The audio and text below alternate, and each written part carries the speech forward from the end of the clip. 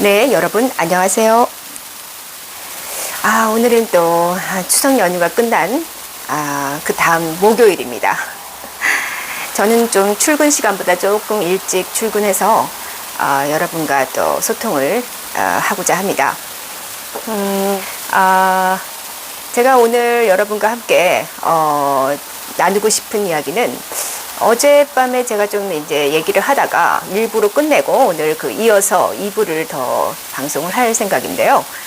이제 오늘날 세상이 굉장히 복잡해지고 과학기술이 발달되고 그 과학기술에 따라서 사람들의 이동성이 커지고 그리고 한 사람이 멀티태스킹, 다양한 일을 또 여러 가지 일을 한꺼번에 처리해야 하는 그러한 시기, 그러니까 그런 복잡한 시대에 오면서 어떤 능력이 필요해졌냐면은 그러니까 고정된 자아, 어떤 나의 정체성이 한 가지가 아니라 내가 상대하는 사람들에 따라서 다양한 성격과 다양한 어떤 개성으로 그 나를 좀 이렇게 변화시켜 나가야 할 필요성이 생겨요. 또 이렇게 직장 생활 내에서도 어떤 구성원들과 만나냐에 따라서 나의 존재감이 달라지죠. 예. 그러니까 가족 구성원 내에서도 나의 어떤 위치가 달라지고 나의 존재감이 달라지는 것뿐만이 아니라 사회 내에서도 나 하나의 존재가 다양한 개성으로 드러날 수밖에 없는, 또는 그렇게 다양한 역할을 소화하면서 갈 수밖에 없는 복잡한 사회에 우리가 살고 있다고 봅니다. 지금 기술의 혁신이 끊임없이 일어나고 있잖아요. 네. 지금은 이런 빨리빨리 변화하는 기술을 미리 빨리빨리 그걸 습득해서 자기 것화하는, 그래서 어떤 기술과 함께 살아가는 인간이 더 상류층으로 올라갈 수 있는 가능성이 커요. 뭐 예전에 우리가 공장 노동자들을 생각해 보면, 그러니까 산업사회, 그러니까 공장에서 대규모 제품을 생산해서 이것을 판매하고 그런 어떤 대량 생산 체계에서 살았던 그런 산업사회예요. 그러니까 컴퓨터 기술을 빨리 익히거나 어쨌든 이 정보화 사회에 빨리빨리 익숙해질 필요가 없었어요. 근데 지금은 그런 어떤 정보화 사회에 빨리 가고, 그러니까 전환이 빨리빨리 되고, 심지어 지금은 메타버스 시대라고 하잖아요. 그러니까 현실 세계와 가상 세계가 연결되어 있고, 또 하나의 내가 가상 세계에서 활동하고 있는, 가상 현실에서의 또 다른 나의 모습으로 활동하고 있는, 그러니까 두 가지 서로 다른 세계가 연결되어 있는 세상에 살고 있다 이겁니다. 그리고 우리 아이들은 그러한 가상 현실에서의 존재감을 가지고 또 살아가게 될 거예요. 제2의 나죠. 그래서 이렇게 변화하는, 기술의 발전으로 인해서 변화하는 그러한 세상, 또 기후 변화로 인해서 변화하는 이 세상에 대응하는 방법이 두 가지가 있어요. 하나는 운이 정말 좋은 사람들은요, 그런 지속적으로 자기 스스로를 개발할 수 있는 그런 어떤 사회적 환경이 주어지거나, 자기 스스로가 계속 끊임없이 새로운 지식을 익히고 기술을 익혀서 변화하려고 해요. 그래서 그 변화의 추세에 밀리지 않고 따라갑니다. 적응하고 그것을 내 것화하죠. 근데 그렇지 않은 사람들, 그러니까 교육적인 측면이나 또는 어떤 가정적인 배경에서도 어떤 그런 그러니까 이 빠른 사회적 흐름이나 그런 지식의 변화를 따라갈 수 있는 그런 여건이 되지 못하는 사람들이 대다수예요. 이런 변화가 일어나고 있고, 이런 변화의 추세, 예를 들어서 인공지능이 앞으로 선생님을 대체할 것이다. 인공지능이 앞으로 어떠한 공장의 노동자들을 대체할 것이다. 그래서 어떠한 직업은 사라질 것이다. 이런 어떤 앞으로의 변화 가능성에 대해서 해석할 수 있는 능력.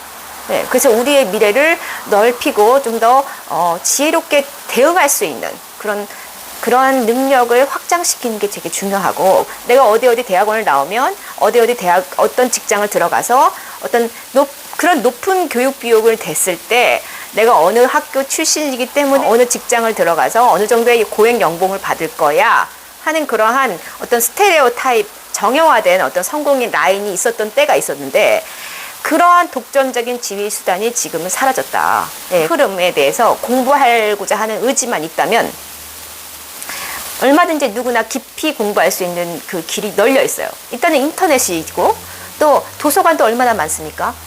우리가 어떤 지식을 검색하고 정보를 검색해서 그걸 내가 직접 볼 수가 있잖아요. 그러니까 이제는 어떤 고차원적인 그런 그 교육을 받아야만 그 사람이 사회에 적응할 수 있는 게 아니라 의지, 내가 변화하는 세계에 어떻게 잘 따라갈 수 있을까? 내가 정말 이 변화하는 세계에서 필요로 하는 지식과 기술을 내가 어떻게 빨리 익히고 좀 더 앞서갈 수 있는가? 그거에 대한 의식, 이게 더 중요하다고 생각해요. 결국은 우리는 특히 우리 아이들 세대는 필수 교육 과정이 끝난 이후에도 평생 학습을 해야 하는 그러한 시대에 살게 된다는 겁니다. 근데 사실 우리가 학교에서의 교육은 결국은 타인에 의해서 이루어지는 거잖아요.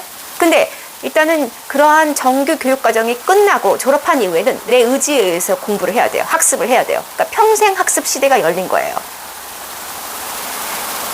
그래서 저는 이제 그런 세상에 왔다. 우리는 그런 복잡계의 구조로 이루어지고 있는 그러한 세상에 살고 있다. 그래서 어떤 뭘 이렇게 일정한 부분을 탐구했을 때는 탐구해서 그 결과가 나왔던 시대가 아니라 어떤 존재가 계속 변화하기 때문에 변화가 더 중요해진 시대에 살고 있어요. 이게 복잡계예요. 네. 그래서 단순계는 어떤 회사를 다니는데 그 회사의 노동자가 돼서 그 일만 하면은 은퇴를 할 수 있었어. 그 시대가 아니라 어떤 질서가 있는, 그렇지만 질서가 더 중심이고 무질서는 조금 이렇게 그렇게 중심이 되지 않고 변방에 있는, 그렇게 해서 질서 있는 그러한 삶을 살아왔다면 단순계가, 복잡계는 질서와 무질서가 공존하면서도 무질서가 더 좀 커져 있는 그런 사회에 우리가 살고 있어요. 그래서 이 질서와 무질서가 섞여 있으면서 연결되어 있는 구조에 살고 있기 때문에 전체적인 측면에서는 어떤 질서가 있지만 어떤 개별적인 측면에서는 질서가 없다라고 볼 수 있습니다. 그래서 이제 어떤 고요하고 변화하지 않는 세계는 단순계라고 볼 수 있고, 어떤 고정된 위치와 역할이 있는 그러한 세계가 단순계라면, 이 복잡계는요, 복잡계 사회는 뭔가 이렇게 끊임없이 변화하지 않으면 안 되는, 그래서 변화에 대한 중요성에 대한 인식, 변화하는 거에 대한 인식이 굉장히 중요해졌다. 그래서 일단은 단순계는 또 다른 특징이 뭐냐면은 이제 각각의 그 사회를 구성하는 요소들이 좀 분리되어 있거나 독립적인 개체로 활동을 하는 경우가 많고, 좀 더 거기에서는 그거에 맞는 개인주의적 사고방식이 더 그 단순계 사회에서는 조금 더 적합할 수 있었지만, 그래서 이제 분업이 발달하는 거죠. 각각의 주어진 역할만 하면 되니까. 근데 이 복잡계 사회로 넘어오면은 이제 개인주의적인 그러한 사고방식이 이제 더 이상 좀 크게 작용을 하지 않는 시대가 돼요. 그러니까 분업적인 어떤 효율성을 추구하는 그 분업의 방식보다는 좀 더 종합적 사고. 그러니까 내가 하고 있는 이 일과 다른 사람이 하고 있는 그 업무가 어떤 연관성이 있지? 우리 회사에서 하는 그런 어떤 사업 아이템이 다른 회사의 아이템과 어떤 관련성이 있지? 그러니까 이런 종합적인 사고를 할 필요가 있게 되는 겁니다. 그래서 복잡계 사회를 이해하는 데 있어서는 좀 사실은 동양의 사고방식이 서양보다 좀 유리한 면이 있어요. 왜냐면은 뭔가 좀 우리는 불확실성, 확실한 어떤 결정론적인 사고방식이 아니라 뭔가 세상은 불확실하고 우연으로 가득 차 있다. 그리고 이제 뭔가 또 좀 이렇게 아무런 인과관계가 없어도 어떤 일이 일어나는 그런 일이 발생할 수 있다고 또 생각을 하기 때문에 그런 복잡계 구조의 세상에서 어떤 운명도 절대적인 것은 아니고, 그것도 이제 자주 변화할 수 있는 그러한 것이 운명이다라고 또 보는 거죠. 그러니까 운명이라는 어떤 개념도 달라지고 있습니다. 그래서 개인주의적인 사고는 단순계, 고정된 어떤 자기만의 독립적인 어떤 역할이 있는 그런 사회에서 적합한 사고방식이고, 집단주의는 조금 더 많이 이제 모두가 연결되어 있는데 그러한 사회로 나아갈 때 좀 더 집단주의적인 집단지성 또는 집단주의적인 사고가 조금 더 역량을 발휘할 수 있겠다라고 생각을 합니다.